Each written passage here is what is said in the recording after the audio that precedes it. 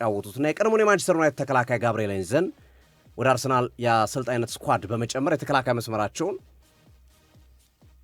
አቅም ለመጨመር የሰሩበትን ሂደት ተመልክተናል እና ጋብርኤል ኤንዘ በስፔን የሚገኘው ኢልቼ የተባለው ክለብ ዋና አሰልጣኝ አድርጎ መቅጠር ይፈልጋል። ኤንዘን እኚህና የቀድሞ አርጀንቲናዊ ተከላካይ ኢልቼዎች ከዝርዝራቸው ውስጥ ከያዟቸው እንዲያሰለጥኑ ቡድናቸውን በቀጣይ ዓመታቶች አብረዋቸው እንዲሰሩ ከሚፈልጉ ሰዎች መካከል ጋብርኤል ኤንዘ አሉ ተብሏል። እንግዲህ ኤንዘ ይህንን የአርሰናልን ስራ ጥለው ይሄዳሉ ወይስ በአርሰናል ቆያለሁ ብሎ የኤልቼን ጥያቄና ሀሳብ ውድቅ ያደርጋሉ የሚለው በቀጣይ ቀናቶች መከራከሪያ ሆኖ ሀሳብ ሊቀርብ ይችላል። ግን አሁን ያለው መረጃ ኤልቼ ጋብርኤል ኤንዘን በአሰልጣኝነት ከሚፈልጋቸው ሰዎች መካከል አንዱ አድርጎ መያዙን እየተነገረ ነው የሚገኘው። ከዛ ውጪ ከአርሰናል ጋር በተያዘ ጋብርኤል ጄሱስ ይነሳል። ጋብርኤል ጄሱስ እንደሚታወቀው በዘንድሮው ውድድር ዓመት አርሰናል ሊሸጣቸው ከሚፈልጋቸው ተጫዋቾች መካከል ዝርዝር ውስጥ ያለ ነው። ጋብርኤል ጄሱስ ከቁጥር አንዶቹ ተርታ ያለ ነው እና ኤቨርተን ይህንን ተጫዋች ለማስፈረም ከፍተኛ ጥረት ሲያደርግ መቆየቱ ይታወሳል። ኤቨርተኖች አርሰናል እስከ 20 ሚሊዮን ፓውንድ ድረስ የሚያቀርብ ክለብ ካለ ተጫዋቹን ማዘዋወር ይፈልጋል ወይም መሸጥ ፍላጎት አለው ተብሎ ሲቀመጥ ነበር እና አሁን ሌላ ክለብ ገብቶበታል። የጋብርኤል ጄሱስ ዝውውር ላይ ከኤቨርተን በተጨማሪ የጣሊያኑ ክለብ ጁቬንቱስ ይህ ተጫዋች ፈላጊ ሆኖ መምጣቱን የመረጃ ምንጮች እየጠቀሱ ይገኛሉ። ጁቬንቱስ የተጠየቀውን 20 ሚሊዮን ዩሮ በመክፈል ጋብርኤል ጄሱስን በቀጣዮቹ ዓመታቶች በአሮጊቷ ቤት ለማጫወት ፍላጎት አሳይቷልና አሁን በኤቨርተን ብቻ የነበረው የጋብርኤል ጄሱስ የዝውውር ጉዳይ አሁን ኤቨርተንና ጁቬንቱስ መፎካከር መጀመራቸውን ዛሬ የወጡ የመረጃ ምንጮች እየጠቀሱ ይገኛሉ። ሌላው ከአርሰናል ጋር ተያይዞ ዛሬ ትልቁ ዜና አርሰናል የአማካይ መስመሩን ለማጠናከር በርካታ አማራጮችን እያየ ነው። ለክርስቲያን ኖርጋርድ ምትክ ሳንድሮ ቶናሊ፣ ማቲያስ ፈርናንዴዝ እያሉ ብዙዎችን ሲጠቀሱ ነበር። አሁን ግን ሪሊያብል የሚመስል አሁን ዙቢሜንዲ ባለበት ቦታ ላይ የ100 ሚሊዮን ፓውንድ ተጫዋች ማምጣት አንድም ለተጫዋቹ እድገትም ወይም ለተጫዋቹ የእግር ኳስ ሕይወትም አለማሰብ ነው። ሁለተኛም እንደ ገንዘብ ብክነት ተደርጎ ሊታሰብ ይችላል።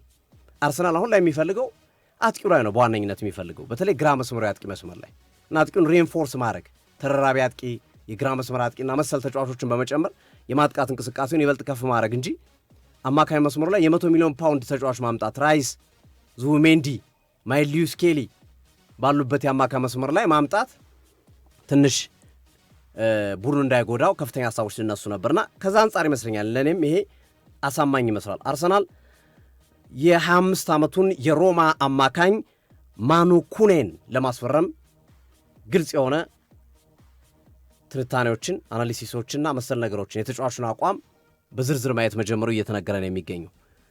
ተጫዋቹ የሰውነት ስታይሉ ያጫወት መንገዱ ከቶማስ ፓርቲ ጋር ይመሳሰላል ይሉታል ማኑ ኩኔ እና አርሰናል ይህንን ተጫዋች እስከ 40 ሚሊዮን ፓውንድ ድረስ ወይም በዝቅተኛ ዋጋ ያገኘዋል ተብሎ ይጠበቃል። መጥቶም መማር የሚችለው ገና ነው፣ ዕድሜ 25 ዓመቱ ስለሆነ ቢጫወትም መጫወት ይችላል። ገንዘቡም ተመጣጣኝ ነው። አምጥቼን በዚህ ያህል ገንዘብ ወጥቶበት እንዴት ታስቀምጣለህ የሚል ግርግር አይነሳብም። አንደርዶግ ሆኖ ለተጫዋቹም እድገት ለክለቡም ጠቃሚ ሆኖ ይቀጥላል የሚል ግምገማ እንዳለና ይህንን የሮማ የ25 ዓመት አማካኝ ማኑ ኩኔን አርሰናሎች ለማምጣት እንደሚፈልጉ የመረጃ ምንጮች እየጠቆሙ ይገኛሉ። ከዛ ውጭ ኔጋ ያሉት አጫጭር ስፖርታዊ መረጃዎች ማርኮስ ራሽፎርድን ባየር ሙኒክ ለማስፈረም እየሰራ ነው። ከሊቨርፑል ጋር በተያዘ ሊቨርፑል የቀድሞ አጥቂውን የጀብሪል ሲሴ ልጅ ፕሪንስ ሲሴን ኮንትራት ሰጥቶታል። የ18 ዓመት ተከላካይ ነው። አባቱ አጥቂ ነው፣ ልጅየው ተከላካይ ነው። ፕሮፌሽናል ኮንትራት ለጀብሪል ሲሴ ልጅ ፕሪንስ ሲሴ መስጠታቸው እየተነገረ ነው የሚገኘው። ሊቨርፑሎች ሌላው ትልቁ ትኩረታቸው ብራድሊ ባርኮላ ላይ አድርገዋል። ፓሪስ ሰን ጀርመን ተጫዋቹን ለመለቀቅ ዝግጁ ነው። አርሰናልና ሊቨርፑል እየተፎካከሩበት ነው። ሞሮርለስ ግን ሊቨርፑል የማሸነፍ ዕድል ያለው ይመስላል። ብራድሊ ባርኮላን 23 ዓመቱን የፒኤስጂ የመስመር አጥቂ። ሌላው እንግዲህ ማንቸስተር ሲቲ የኤሊዮት አንደርሰንን ዝውውር የሚጨርስ ይመስላል። አሁን ባለው ሂደት ነገሮች ላይ እየተቀራረቡ ከመምጣታቸው ጋር ተያይዞ በቀጣይ ሳምንታቶች የሚያልቅና በአሜሪካ ሕክምና ምርመራውን አድርገው ኤሊዮት አንደርሰን ማንቸስተር ሲቲን የመቀላቀል ዕድሉ ከጊዜ ወደ ጊዜ ከቀን ወደ ቀን በትልቁ እየሰፋና ማንቸስተር ሲቲም የተጠየቀውን ገንዘብ ለማቅረብ ዝግጅቱን እያገባደደ እንደሆነ የመረጃ ምንጮች እየጠቀሱ ይገኛሉ። ግን በኔ በኩል ሶፊ ያሉ መረጃዎች አንደኛ አዳማ ትራዮሬ ነው። አዳማ ትራዮሬ የቀድሞ የወልቭስ ተጫዋች ከዛ በኋላ ፉላም ነበር፣ እንደገና ዌስትሃም ዩናይትድ ቡድኑ ሲወርድ አብሮ የነበረ ተጫዋች ነው።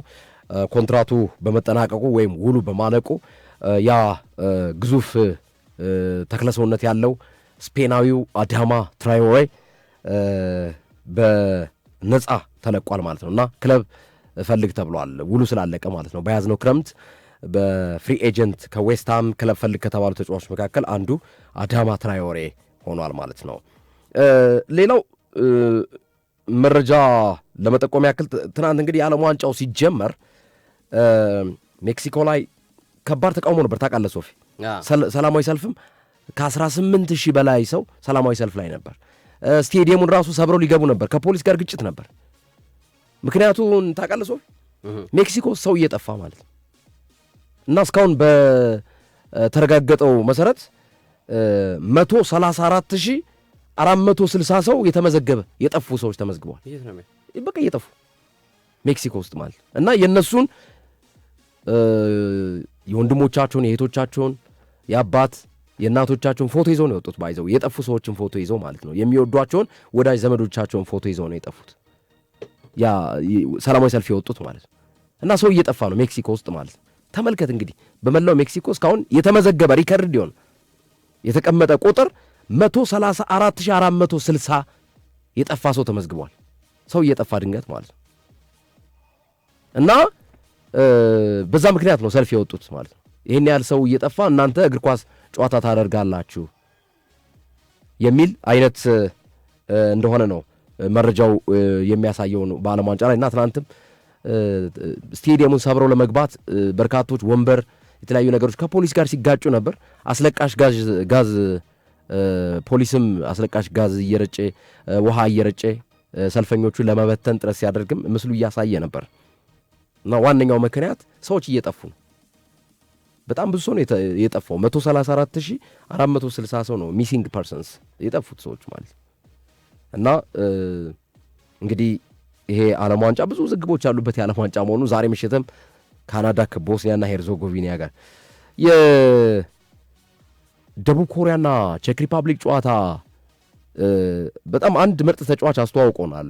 ሁዋንግ ኢን ቢዮም የሚባል ሁዋንግ ኢን ቢዮም በጣም ድንቅ የጨዋታው ኮከብ የተባለ ምርጥ ልጅ ነው። በነገራችን ላይ የመጀመሪያውንም ጎል ያስቆጠረው እሱ ነው ለደቡብ ኮሪያ ማለት ነው። ኦፍ ኮርስ ቼክ ሪፐብሊክ ቀድማ ጎል አስቆጥራ 1-0 እየመራች ነበር በክሬቺያ አማካኝነት 59ኛው ደቂቃ ላይ። ነገር ግን ሁዋንግ ኢን ቢዮም ያቻነትን ጎል አስቆጠረ። ኦሆ ሃይወን ጊዩ ደግሞ ሁለተኛውን ጎል አግብቶ ደቡብ ኮሪያ 2-1 እና ሁዋንግ ኢን ቢዮም ይህ ተጫዋች ምርጥ ብቃቱን ያሳየ ተጫዋች ሆኗል እና እንደዚህ አዳዲስ የማናቃቸውን የተሻሉ ተጫዋቾችን የምናይበትም የዓለም ዋንጫ እንደሚሆን ይታሰባል። የጨዋታው ኮከብ ሁዋንግ ኢን ቢዮም 29 ዓመቱ ነው። ይህ ተጫዋች በአማካኝ ቦታ ላይ የሚጫወት ነው። ለፌኖርድ እግር ኳስ ክለብ የቫንፐርሲ ክለብ የነበረው ቫንፐርሲ ከፌኖርድ ተባሯል። ግን በዚህ በፌኖርድ ክለብ በኤር ዲቪዜ በኔዘርላንድ ሊግ ላይ ለፌኖርድ ክለብ የሚጫወት ተጫዋች ነው ሁዋንግ ኢን ቢዮም እና ምርጥ ደቡብ ኮሪያዊ አማካኝ ተጫዋች ነው። የደቡብ ኮሪያው ጥሩ እንቅስቃሴ ሲያደርግ የተመለከት ነው ሁዋንግ ኢን ቢዮም የፌኖርድ እና እንዲህ አይነት አዳዲስ ተጫዋቾችን አዳዲስ ፊቶችን ዓለም ዋንጫው ያሳየናል ብለን እናስባለን። ቅድም ሶፊ እንግዲህ ትናንት በጃኖ ገብተን ነበር፣ በጎንደር ጃኖ ሶፊ አመስግናል። እኔም በዚሁ አጋጣሚ ትናንት በጎንደር ጃኖ ልብስ አምረን የዓለም ዋንጫ መክፈቻ ጨዋታ እንድንገኝ ያደረገችንን ፀሐይ ድንቁን ከልብ ነው የምናመሰግነው። ሲዲ ስፖርት እቴጌ ፀሐይ ብለናታል ብሏል ሶፊ። ትናንትኛ ማጽድቀነዋል ስሙን ፀሐይ ድንቁ ከልብ እናመሰግናለን። ፀሐዬ በጣም በጣም በጣም እንዳከበርሽን እግዚአብሔር ያክብርሽ ለማለት እንወዳለን እና ስሟ እንግዲህ እቴጌ ፀሐይ ድንቁ ሆኗል ማለት ነው። በጣም አሪፍ ግርሜ።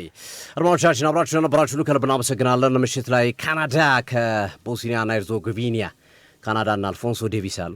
ቦስኒያና ጎቪኒያ በኩልም እንደዚሁ በእድሜ ትንሹ አምበል ሆኗል። ባይዘው በ25 ዓመቱ አልፎንሶ ዴቪስ በእድሜ ትንሹ አምበል በዚህ ዓለም ዋንጫ አልፎንሶ ዴቪስ ነው የካናዳ። ኤዲን ዢኮ አለ በቦስኒያና ሄርዞጎቪና በኩል የቀድሞ የማንቸስተር ሲቲ የሮማ እና ታላላቅ ክለቦች የተጫወቱ ኤዲን ዢኮ አለ። በጣም አሪፍ ጨዋታ ይሆናል። የምሽቱ ጨዋታ ከ3 ሰዓት አካባቢ ጀምሮ እንመጣለን። ምሽት ላይ እንገናኝ። እስከዛው ድረስ መልካም ሁሉ እየተመኘ ግርመኝ ካናዳ ከቦስኒያ ከምሽቱ 4 ሰዓት ካናዳ ላይ የመክፈቻ ስነ ስርዓት ይኖራል። ትናንት ሜክሲኮ ላይ እነ ሻኪራ አድምቀውታል። ከሌሊቱ 10 ሰዓት ደግሞ አሜሪካ ከፓራጓይ የአሜሪካ መክፈቻ ደግሞ ሌሊት 10 ሰዓት ላይ እናት ባንክ የዝግጅታችን አጋሮች መካከል ነበረ። ከልብ እናመሰግናለን። ከእናት ጋር ይስሩ እንለውታለን። እናት ባንክ እናት ጤና የተባለ አገልግሎት አምጥቷል። ጤናዎትን መጠበቅ የሚችሉበት ችግር ሲገጥም ደግሞ ለእናት ጤና ብለው ከሚያጠራቁሙት ገንዘብ ላይ መጠቀም የሚችሉበት እድል አመቻችቷል። አጋሮቻችን ከልብ እናመሰግናለን። መልክቶቻቸውን ዲጄ ደቢ ያስደምጠናል። ደህና ዋሉልን። መልካም ቀን። እናት ለልጆቿ የተሻለውን እንደምታስብ ሁሉ እኛም ለውድ